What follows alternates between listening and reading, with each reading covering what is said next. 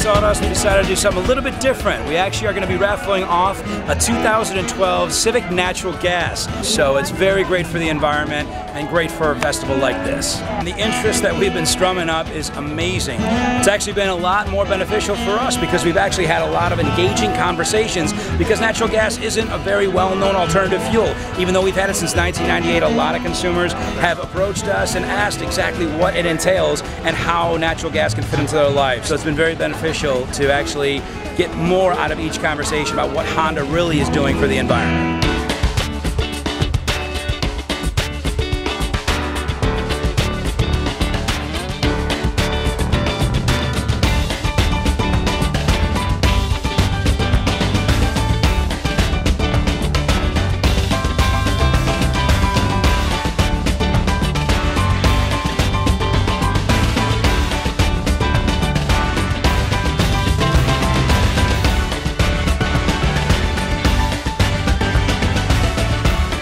I want to thank American Honda for donating this vehicle to us. The car was donated to us and all the funds will go to our education program at the Sawdust Festival. So thank you to American Honda. And I'm going to draw the lucky winner right now. And who is it?